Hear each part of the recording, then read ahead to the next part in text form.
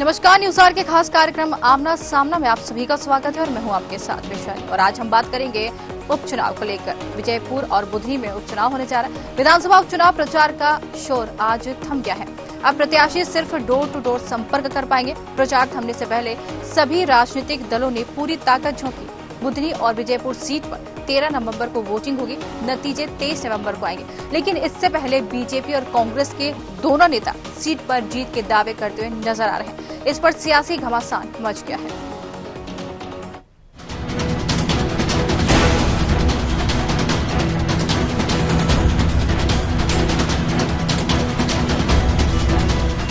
उपचुनाव का थमा प्रचार, मतदाता करेंगे किसका उद्धार। बुधनी विजयपुर सीट पर संग्राम जारी, जानेंगे उपचुनाव में कौन किस पर भारी। दोनों ही दल कर रहे जीत का दावा, मतदाताओं से किया विकास का वादा। सभी दलों ने झोंकी ताकत। मध्य प्रदेश में 2 सीटों को लेकर चुनाव प्रचार का शोर आज से थम गया है। प्रचार थमने से पहले दोनों प्रमुख राजनीतिक दल के नेताओं ने पूरी ताकत झोंक दी है। दोनों ही दल के नेता अपनी अपनी जीत के दावे करते हुए भी नजर आ रहे हैं। पिछले कई दिनों से सीएम डॉक्टर मोहन यादव से लेकर बीजेपी के कई बड़े नेता विजयपुर और बुधनी में कैंपेन में गए हुए थे। चुनाव प्रचार के आखिरी दिन केंद्रीय मंत्री शिवराज सिंह चौहान अपने गृह ग्राम बुधनी पहुंचे और बुधनी विधानसभा क्षेत्र के अलग अलग जगहों पर जनसभा और बैठकों में शामिल हुए। जबकि बीते रविवार को मुख्यमंत्री मोहन यादव खुद बुधनी विधानसभा क्षेत्र पहुंचे थे और बुधनी में अलग अलग जगहों पर प्रचार करते हुए नजर आए थे। बीजेपी प्रदेश अध्यक्ष बीडी शर्मा ने दोनों सीटों पर पार्टी प्रत्याशियों की जीत का दावा किया है। जनता पार्टी प्रत्येक बूथ पर तैयारी के साथ मैदान में तो उतरी है और हम चुनाव को केवल चुनाव के समय नहीं, भारतीय जनता पार्टी जनता की सेवा में 365 दिन 24 घंटे काम करती है। इसलिए ये दोनों जो उपचुनाव हैं, विकास पर और गरीब कल्याण पर जनता की मोहर इन चुनावों में लगेगी। संगठन इस नाते से जो भारतीय जनता पार्टी में आए हुए ऐसे सभी भाई और बंधु हैं, वो अब भारतीय जनता पार्टी की ताकत है। हार का डर ऐसा है कांग्रेस को कि जब कभी कोई चुनाव आता है, भारतीय जनता पार्टी को जनता का आशीर्वाद मिलता है, हमारे कार्यकर्ता मेहनत करते हैं और ये आरोप लगाते हैं। तो इनकी फहरिस्त आरोप लगाने की है, नकारात्मक राजनीति करने की है, झूठ और छल कपट पर ये काम करना चाहते तो करते रहें। जनता विकास पर दोनों विधानसभा में मोहर लगा रही है।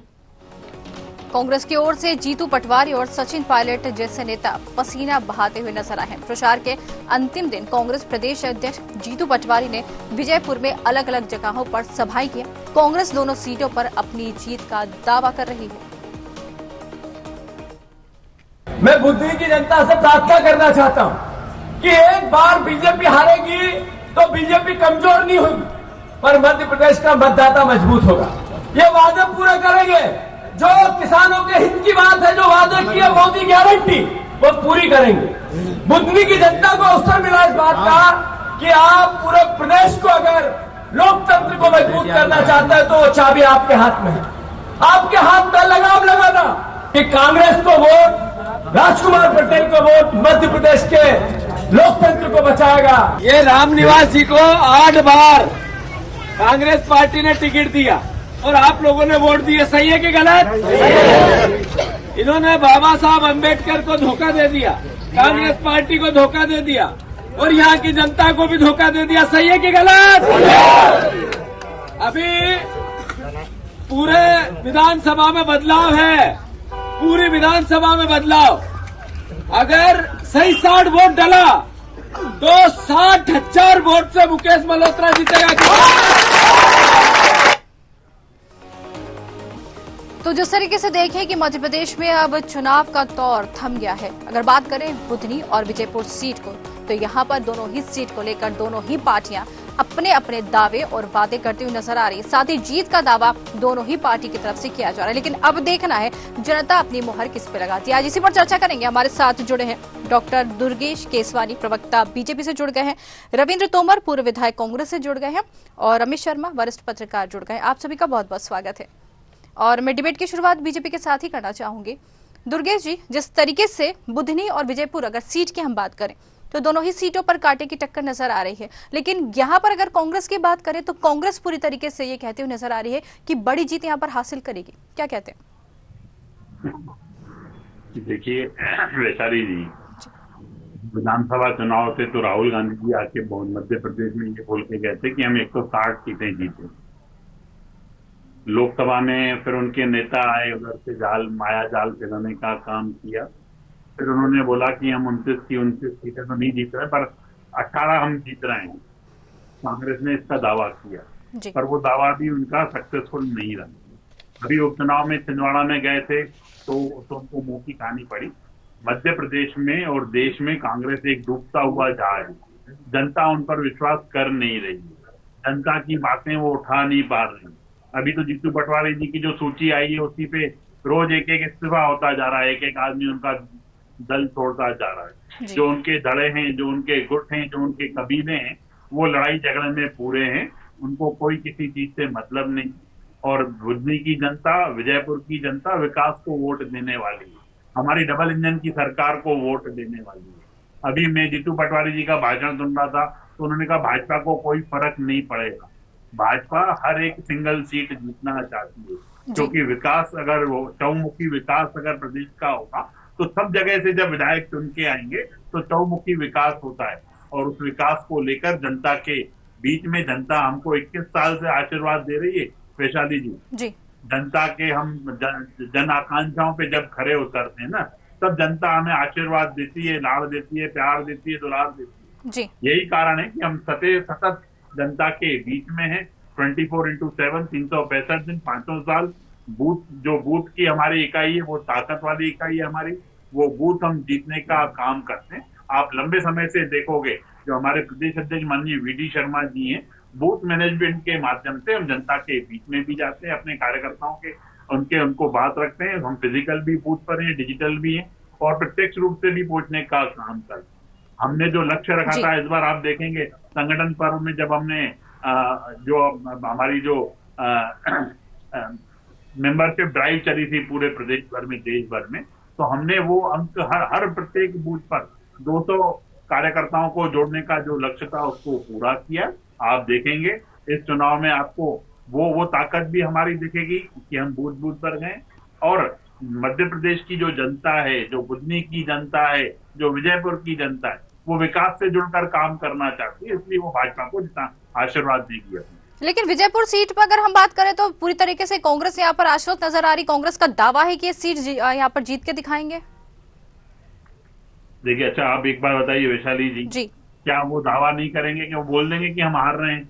वो आखिर तक ऐसा बोलते रहते हैं कांग्रेस के लोग। जब विधानसभा चुनाव आ रहे तब भी ये बोल रहे थे कि हमारी सरकार बन रही है।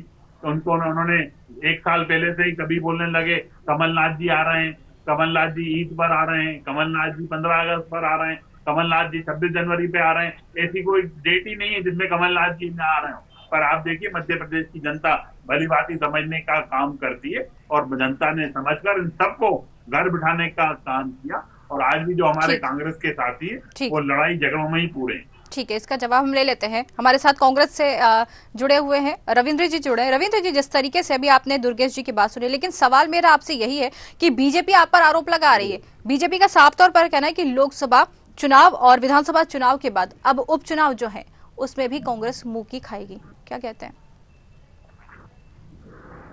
देखिए, पहले तो मैं आदरणीय केसरवानी जी की बात का उन्हीं से जवाब देना चाहूंगा जी, कि वो विकास की बात कर रहे थे कि वो भाजपा का विकास का पहिया और कांग्रेस मुद्दे नहीं उठा पा रही है।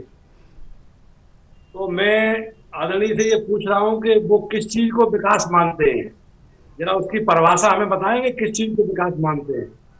मैं अभी विजयपुर से 5 बजे निकला हूं और मैं सबलगढ़ में हूं, और वहां भारतीय जनता पार्टी का केंद्रीय मंत्री, 10 साल वो केंद्रीय मंत्री रहे, नरेंद्र सिंह जी तोमर, भाजपा की सरकार है, 21 साल हो गए मध्य प्रदेश में, और वहां सड़कें नहीं है। सड़क है कि सड़क में गड्ढा है ये पता ही नहीं है, और ये विकास किस चीज का बता रहे हैं। मैं आपसे कह रहा हूं कि 20 साल में भारतीय जनता पार्टी की सरकार की 21वां साल है, सारे संभागों में इन्वेस्टर मीट हुई, लेकिन चंबल संभाग में एक भी इन्वेस्टर मीट हुई हो तो जरा बताएं केसरवानी जी, पता कर लो अपने नेताओं से, पूर्व मुख्यमंत्री से पूछ लो, वर्तमान मुख्यमंत्री से पूछ लो। यहाँ चंबल में आसन क्वारी सिंध के बिहड़ों में हजारों एकड़ जमीन बेकार पड़ी हुई है, यहाँ उद्योग धंधे लगाए जा सकते हैं, लेकिन चंबल के लोगों को तो आप मानते ही नहीं है। और ये जनता को भली भांति समझ में आ गया विकास किस चीज का आप मानते हो। मैं तो इसका व्याख्या इन्हीं के मुंह से सुनना चाहता हूँ, किस चीज का विकास कर रहे, क्या विकास कर रहे हैं। नौजवानों के रोजगार पे कोई बात नहीं करते, कभी इधर उधर भटका के कांग्रेस भटकी हुई है, ये हुआ वो हुआ। अगर आपकी भारतीय जनता पार्टी चुनाव जीत रही थी लोकसभा में, तो कांग्रेस के विधायक को तोड़ करके क्यों ले गए? ठीक है, पूछना चाहता हूँ आपसे। बिल्कुल, इसका जवाब हम ले लेते हैं। लोकतंत्र की हत्या करके गला घोट के प्रशासन का सहयोग लेकर के केवल जनता को गुमराह कर रहे हो और ठगने का काम कर रहे हो। मैं बहुत साफ शब्दों में कह रहा हूँ। ठीक है, इसका जवाब। विजयपुर विधानसभा में आप बुरी तरह हारेंगे, जनता ने मन बनाया हुआ है। तो आप ही बता दीजिए ना रविंद्र जी, आप ही बता दीजिए कि आपके विधायक इतने सस्ते क्यों बिक क्यों जाते हैं? आप ही बता दीजिए, आप बीजेपी पे आरोप लगा रहे हैं, आप ही बता दीजिए आपके विधायक इतने सस्ते क्यों बिक क्यों जाते हैं? आपके विधायक दुरुपयोग कर रहे हो। आप मुझे जवाब दे दीजिए रविंद्र जी, रविंद्र जी आप मुझे बता दीजिए आपके विधायक इतने सस्ते क्यों बिक क्यों जाते हैं? आप बीजेपी पर आरोप लगा रहे हैं कि वो खरीदार है, तो आप क्या जो विधायक है वो क्यों बिक जाते? नहीं, विधायक कोई नहीं बिकता। इनका जो प्रशासनिक मशीनरी का दुरुपयोग करके जी लोगों को दमनकारी चक्र में फंसा करके जिस तरह का चक्रव्यूह रचते हैं ये जी, उससे जनता में बहुत नाराजगी है। ये जनता निर्णय करेगी। और विकास की जरा और बता दें इबादत कौन सी है? ठीक है, हम जवाब ले लेते हैं। जो नहरें बनी हुई हैं, बुधनी में जो नहरें बनी हुई हैं वो कांग्रेस की बनाई हुई हैं। रेलवे लाइन है वो कांग्रेस की दी हुई है। गांव में बिजली है वो कांग्रेस की दी हुई है। जिस मोबाइल से हम डिबेट कर रहे हैं ये कांग्रेस की देन है। जिस गाड़ी से चल करके आप आए होंगे वो कांग्रेस की देन है। ठीक है, फिर आपने कौन सा काम किया है इस प्रदेश को कर्जे में डुबाने के अलावा? कौन सा काम किया है? कितने नौजवानों को रोजगार आपने दिया है? रोजगार की आप बात नहीं करते, भ्रष्टाचारी पे आप पल्ला झाड़ लेते हो। ठीक है, इसका जवाब हम बीजेपी से लेंगे, लेकिन वरिष्ठ पत्रकार हमारे साथ जुड़े हैं। दुर्गेश जी आपके पास आते हैं। वरिष्ठ पत्रकार हमारे साथ जुड़े। रमेश जी, यहाँ पर जिस तरीके से प्रचार अब थम चुका है पूरी तरीके से कह सकते हैं, लेकिन अब दस्तक दी जा रही है, क्या कहते हैं, माहौल क्या कह रहा है? मोटे तौर पर चूंकि जो 2 विधानसभा उपचुनाव हो रहे हैं जी, उसमें बुधनी में काफी कुछ कष्ट है। बुधनी का दिशा में जाए, बुधनी में अगर पोलिंग का परसेंटेज कम रहा तो संघर्ष की स्थिति बनेगी। और सामान्य तौर पर जैसा पोलिंग का परसेंटेज होता है वैसा अगर रहा तो एक कौन जीत रहा है आगे पीछे साफ दिख रहा है कि रिजल्ट लगभग वहां पर है जी, तो मैं कोई बहुत समस्या नहीं। लेकिन विजयपुर में वाकई संघर्ष, तगड़ा संघर्ष है। विजयपुर में परिणाम कुछ भी हो सकता है, बहुत तगड़ा संघर्ष है। इस बात पर निर्भर करेगा कौन सी पार्टी अपने समर्थक मतदाता को ऊपर ले जाए। हालांकि मध्य प्रदेश का एक इतिहास रहा है कि उपचुनाव दर सत्तारूढ़ दल की तरफ रहते हैं, इसलिए भाजपा थोड़ा है, लेकिन वो सीट भाजपा के लिए या कांग्रेस के लिए वो आसान नहीं, बहुत तगड़ा होगा। और वहां पोल परसेंटेज भी मुझे है कि अच्छा होगा। फाइट है वहां पर, अभी कुछ कहा नहीं जा सकता विजयपुर में कि विजयपुर रिजल्ट क्या, वहां का रिजल्ट दिलचस्प है। जहां तक हार जीत का सवाल है तो रिजल्ट आते तक दोनों पार्टियां अपनी अपनी जीत करती हैं, और जो कहा है वो अलग तरीके से आरोप लगाता है, जो जीत जाता है वो अलग तरीके से कहता है। लेकिन कुल मिलाकर के विजयपुर का नाम रोचक रहेगा, वो देखने लायक होगा। बुधनी में कोई बहुत खास बात नहीं है, अगर पोलिंग का परसेंटेज गिरा नहीं तो परिणाम लगभग किसके पक्ष में है ये साफ है। बिल्कुल बिल्कुल बिल्कुल। दुर्गेश जी के पास चलेंगे। दुर्गेश जी, जिस तरीके से अभी कांग्रेस आप पर आरोप लगा रही थी, साफ तौर पर कांग्रेस का कहना है कि विकास कहाँ हुआ है, विकास की बातें कर रहे थे, नौजवानों को वर्गलाने की बातें कर रहे थे, तमाम तरीके की आपने इनकी बातें सुनी, आप कुछ कहना चाह रहे थे इस पर? देखिए, कांग्रेस का मूल चरित्र जनता का अपमान करने का रहा है जी, और जो यहाँ पे हमारे तोमर जी बैठे हैं वो फिर एक बार जनता का अपमान कर रहे हैं। उनको विकास नहीं दिखेगा क्योंकि विकास कभी उनका एजेंडा नहीं रहा है कांग्रेस का। अभी ये बोल रहे थे कि इतने सालों में बिजली जो मिल रही थी वो आपने दी। तो बंटाधार युग नहीं देखा था क्या आपने? दिग्विजय सिंह के टाइम पे कभी कभी बिजली आती थी, अब आजकल कभी कभी जाती है। ये फर्क है, इसको विकास कहते हैं। तोमर जी लिखते जाओ, आपने बिजली की बात की, आप मोबाइल की बात कर रहे हैं। मेरे पास पूरा लिखा हुआ 1952 से लेके अभी तक का लिखा हुआ है। आप जरा उसका अध्ययन कर लो, मेरे पास तो लिखा है। 1952 से लेकर के अभी तक की एक एक घटना बता सकता हूँ आपको राजनीति की। भैया आप उसका अध्ययन कर लीजिए। मेरे पूर्व आप केवल जो जनता को भड़काने का काम कर रहे हो उसका आपको जवाब चुनाव में मिलेगा। क्यों बिल मिला रहे हो? मुझे लिखने की जरूरत नहीं है। मुझे तो 1952 से लेकर के आज तक सुई से लेके हवाई जहाज तक का निर्माण अगर इस देश में किसी ने किया है तो कांग्रेस पार्टी ने किया है। आपने तो जनता की खून पसीने की गाढ़ी कमाई का दुरुपयोग किया है। जिन नेताओं के पास आज केवल आपने अपना विकास किया है, भारतीय जनता पार्टी के नेताओं का विकास हुआ है, लेकिन जनता में तो पूरी तरह से मायूसी है। नौजवान भटका हुआ है। आपने चंबल क्षेत्र को तो पूरी तरह से उपेक्षित किया है। ठीक है, कुछ कहना चाह रहे थे दुर्गेश जी? जिस तरीके से यहाँ पर इनका कहना है, साफ तौर पर बार बार आरोप आप ही पर लगा रहे हैं, उनका साफ तौर पर कहना है कि आप लोगों ने डराया धमकाया, लोगों को अपनी तरफ बुलाया है, आरोप लग रहे हैं आपके ऊपर, बार बार आरोप लगा रहे हैं, डराने धमकाने की बात तक जीत। देखो, हाथ कंगन को आरती क्या, पढ़े लिखे को पारसी क्या जी। अभी इन्होंने खुद बताया कि वो वहां से विजयपुर से निकलकर अभी किसी जगह पर आए हैं। अभी ये इन्होंने खुद ही चैनल पे बैठने से ही बताया जी। तो जब बंटाधार युग था ना, तो डकैत हुआ करते थे, दस्यु समस्या हुआ करती थी मध्य प्रदेश, और उन दस्यु समस्या की वजह से लोग घरों से नहीं निकलते थे, अंधेरे में घर पे ही अपन में दुबक के बैठ जाते। अभी ये बिल्कुल फ्रीली निकलकर घूम रहे हैं, क्षेत्र में बात कर रहे हैं। ये इस बात का द्योतक है कि भाजपा ने जो विकास किया है वो इस बात का द्योतक है कि ये फ्रीली घूम सक रहे हैं। तब दस्यु समस्या हुआ करती थी, आज कहीं आप दस्यु समस्या नहीं देखोगे। तब आप नक्सली समस्या देखते थे, आज कोई नक्सली समस्या नहीं है। तब आप उस समय से सिंधी का आंतक हुआ करता था, वैशाली जी, आज वो नहीं है। तो यह अमूलचूल परिवर्तन हमने करने का काम किया है। अब ये मोबाइल की बात कर रहे थे कि मोबाइल हमने जिससे डिबेट कर रहे हैं, अब आप ये मोबाइल देख लीजिए। इनके जो श्रीमान राहुल गांधी जी हैं, वो मध्य प्रदेश आए थे, उन्होंने कहा था कि मेड इन भोपाल आप मोबाइल देखोगे। ये सिर्फ इसी तरह की बातें करते हैं।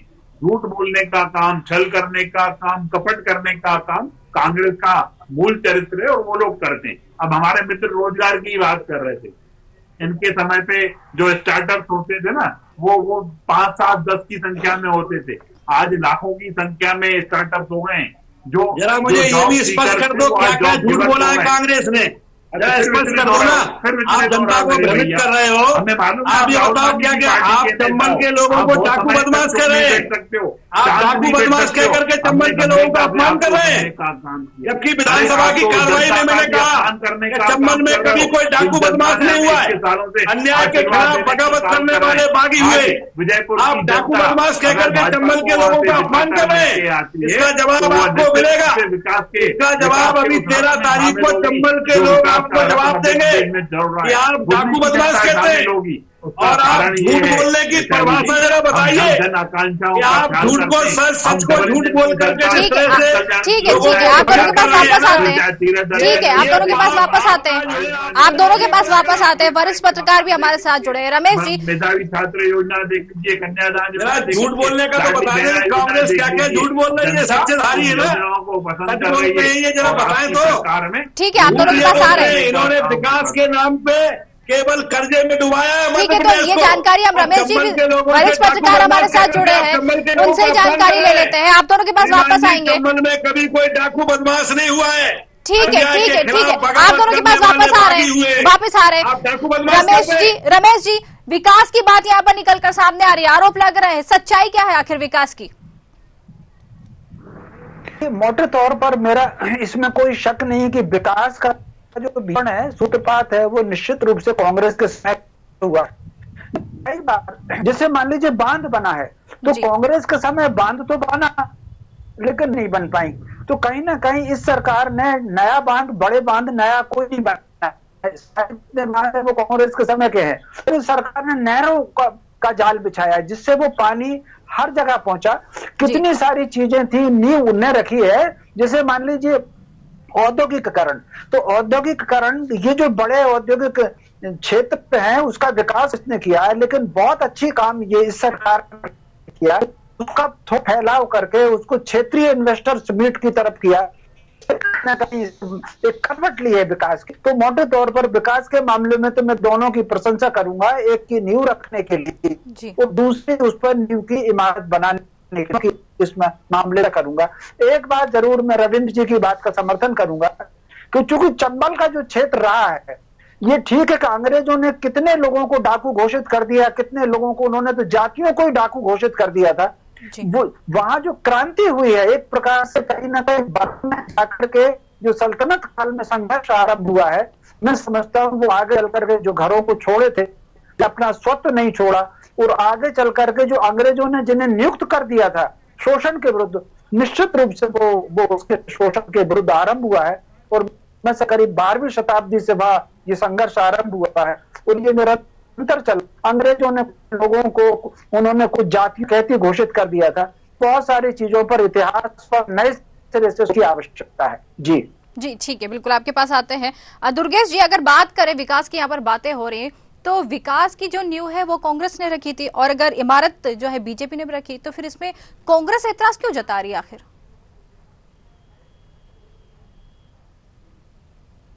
चुनाव के इर्द गिर्द रहता है वैशाली जी। अभी भी जो हमारे यहाँ पे तोमर जी बैठे हैं, इन्होंने एक भी नई चीज नहीं बताई कि जनता के लिए कांग्रेस का विजन क्या है, विकास क्या करेंगे। वो आरोप और आलोचनाओं के इर्द गिर्द रहे, वो आलोचनाएं करते रहे, आरोप लगाते रहे, जोर जोर से चिल्लाते रहे, तो जनता इसको पसंद नहीं करती। जनता विकास चाहती है। हमने अगर रोड टू रोड कनेक्ट करने का काम किया, हमने नहरों का काम किया, ये सिंचाई के जो आदरणीय रमेश भाई साहब बोल रहे थे, शर्मा जी बोल रहे थे, उन्होंने स्पष्ट रूप से कहा कि हमने नहर बिछाने का काम किया।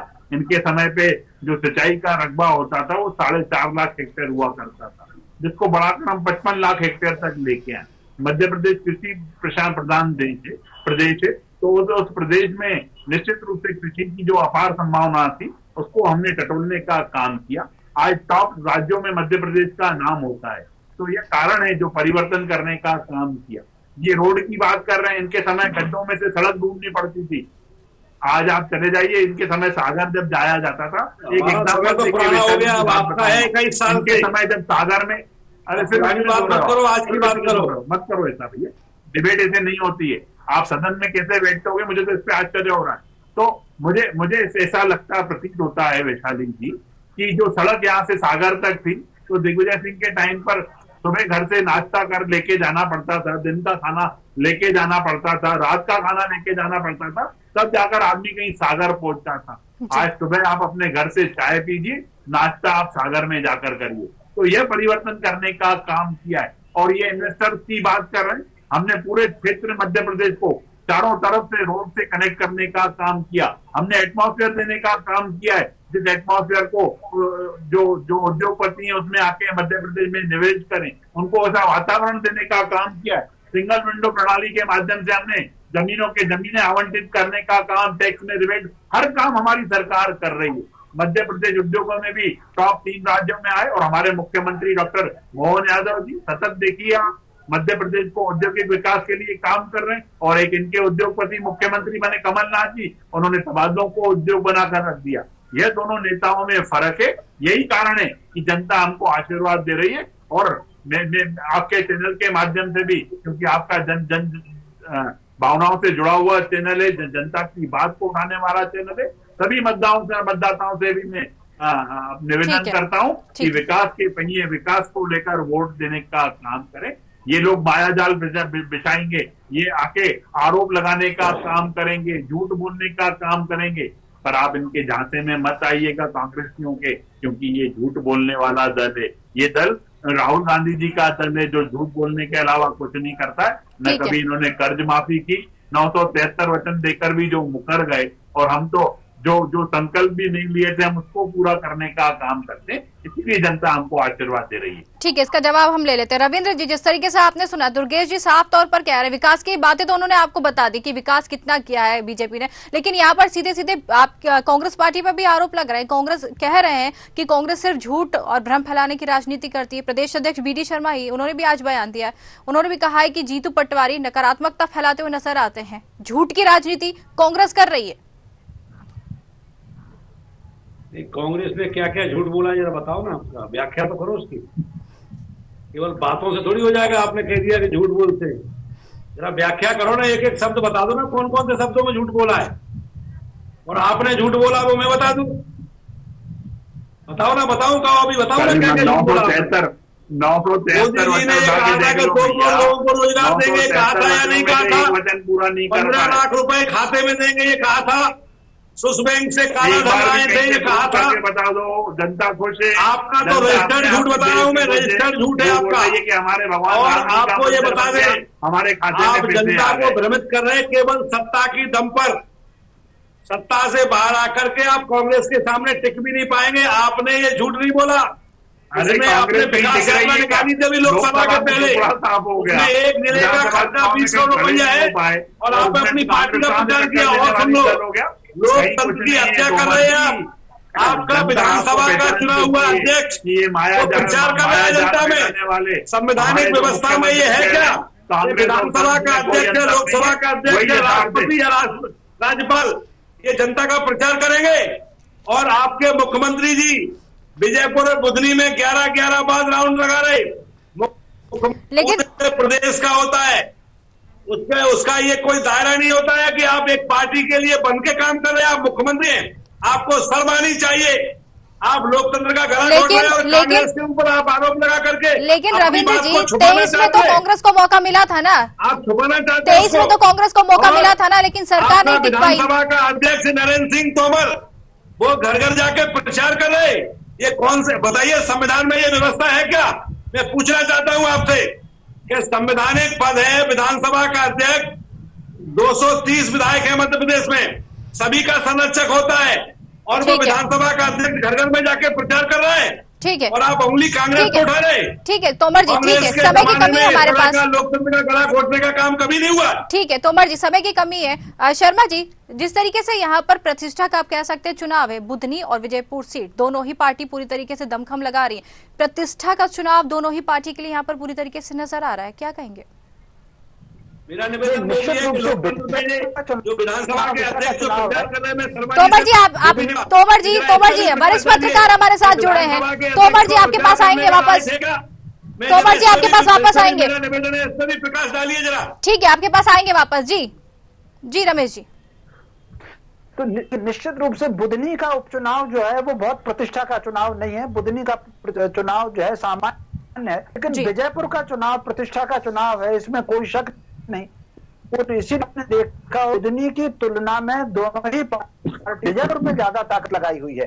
तो विजयपुर का चुनाव वाकई दिलचस्प चुनाव है और उसका परिणाम जो है उस पर सबकी नजर। जी बिल्कुल रमेश जी, मतदाताओं की अगर हम बात करें तो कहा जाता है कि मतदाता मौन होता है, लेकिन अब अगर हम बात करें तो ये मौन कब टूटेगा, किस पार्टी पर टूटेगा ये मौन? देखिए, मोटे तौर पर इसमें कोई शक नहीं कि मतदाता तो दोनों ही क्षेत्रों में, बुधनी में और विजयपुर में थोड़ा सा मौन दिख रहा है। जी, पार्टी करता ही मुखर है, लेकिन फिर भी ये मौन जो है वो मतदान के दिन 13 तारीख को उनका मतदान है, तो 13 तारीख को मौन जो है पत्रों में बदल जाएगा और बाकी जो 22-23 तारीख को जो परिणाम आएगा तभी पता चलेगा कि मतदाता का रुझान किस तरफ है। विजयपुर में एक और वाकई ये बात दिलचस्प है कि विजयपुर में मतदाता कहने के लिए मौन, लेकिन उसकी सक्रियता बराबर बनी हुई है। तो इससे मुझे लग रहा है कि विजयपुर में मतदान का प्रतिशत बहुत ज्यादा ना हो, लेकिन कम से कम नहीं होगा। मतदान के प्रतिशत की तरफ मेरी निगाह बुधनी पर है। जी बिल्कुल बिल्कुल, कह सकते हैं कि कुल मिलाकर मेरा एक छोटा सा निवेदन है। जी, मेरी बात का जवाब नहीं आया कि भारतीय जनता पार्टी नैतिकता की राजनीति करती है, तो विधानसभा अध्यक्ष को पावर मिल गया है क्या प्रचार करने का? देश में संविधान में संशोधन हो गया क्या? जरा इस पर प्रकाश डालेंगे क्या? नैतिकता की राजनीति करती भारतीय जनता पार्टी, जरा बताएंगे विधानसभा अध्यक्ष घर घर में जाके प्रचार कर रहे हैं तो उसका क्या राइट मिल गया संविधान में? लेकिन चुनाव आयोग ने उनको हरी झंडी दी है ना प्रचार के लिए। तो उमर जी, आप शिकायत करने गए थे जी? किसने झंडी दे दी? चुनाव आयोग। संविधान में व्यवस्था हो गई क्या कि राज्यपाल भी प्रचार करेंगे, राष्ट्रपति जी भी करेंगे और विधानसभा के अध्यक्ष भी प्रचार करेंगे पार्टी के लिए? प्रश्न है इस बात का। लोकतंत्र के रखवाले हैं आप। चलिए आप ही बता दीजिए कि उनके प्रचार से आपको डर लग रहा है? आप ही बता दीजिए। मुझे कोई डर नहीं है। आप ही बता दीजिए, आपको डर लग रहा है उनके प्रचार से? मैं तो उन्हीं की बात को पूछ रहा हूँ जो वो कह रहे हैं जी, उसी बात को पूछ रहा हूँ। जरा बताएंगे ना, झूठ भी बताइए। मैंने झूठ बताया आपका, आप बताइए ना क्या क्या झूठ बोला है कांग्रेस ने? आप केवल गुमराह कर रहे मुझसे पूछा क्या? जी जी जी नहीं आदरणीय, आपसे तो मैंने निवेदन किया था, लेकिन मैं ये पूछ रहा हूँ कि लोकतंत्र की दुहाई दे करके नैतिकता की बात करती भारतीय जनता पार्टी। दूसरी बात ये भी दुहाई देते हैं कि कांग्रेस झूठ बोलती है। तो मैं तो ये पूछ रहा हूँ, मेरा भी झूठ पता चलना चाहिए कांग्रेस क्या क्या झूठ बोलती है। और मैं भारतीय जनता पार्टी के झूठ को बता रहा हूँ कि क्या क्या झूट बोला है बड़े पदों पे बैठे हुए लोग। ठीक है देश को भ्रमित, ठीक है, बिल्कुल समय हमारे पास कम है। आज युवा भटका हुआ है, आज युवा परेशान है, बेरोजगारी के दंश को देख रहा है और ये घुमा घुमा के रोकना होता तो वो रोकता। बिल्कुल बिल्कुल। जहाँ तक मेरी जानकारी है, जहाँ तक मेरी जानकारी है कि विधानसभा अध्यक्ष को, राज्यपाल को, राष्ट्रपति को, उपराष्ट्रपति को, या जो संवैधानिक संस्थाएं होती हैं, इनको चुनाव किसी राजनीतिक दल विशेष के चुनाव प्रचार से दूर रहना चाहिए मेरी जानकारी के अनुसार। लेकिन जैसा कि आप कह रहे हैं हरी झंडी अगर मिल गई है, बिल्कुल है ना, तो वो सुनिए रविंद्र जी, सुनिए कुछ कह रहे हैं। वैसे दूर रहना चाहिए जी। बिल्कुल बिल्कुल जी, ठीक है, बिल्कुल बिल्कुल। समय हमारे पास कम है, अभाव है समय का, चर्चा यहीं रोकनी पड़ेगी। आप सभी मेहमानों का बहुत बहुत धन्यवाद हमसे बातचीत करने के लिए। तो जिस तरीके से कह सकते हैं कि उपचुनाव को लेकर तकरार बरकरार है, दावे और वादे दोनों ही पार्टी की तरफ से किए जा रहे हैं। सभी की निगाहें विजयपुर और बुधनी सीटों पर लगी हुई है। बीजेपी अपना दावा कर रही है, वहीं कांग्रेस अपना दावा करती हुई नजर आ रही है। बीजेपी का साफ तौर पर कहना है कि उन्होंने विकास किया है जिसके दम पर वो ये दोनों सीट जीतेंगे, लेकिन कांग्रेस उस पर वार करती हुई नजर आ रही। कांग्रेस पलटवार करते हुए कह रही है कि बीजेपी का विकास सिर्फ कागजों पर है। अब देखना है कि इन दावों और वादों में कितनी सच्चाई है और अब इसका क्या परिणाम सामने आएगा। हमारे खास कार्यक्रम आमना सामना में आज के लिए फिलहाल इतना ही। नमस्कार।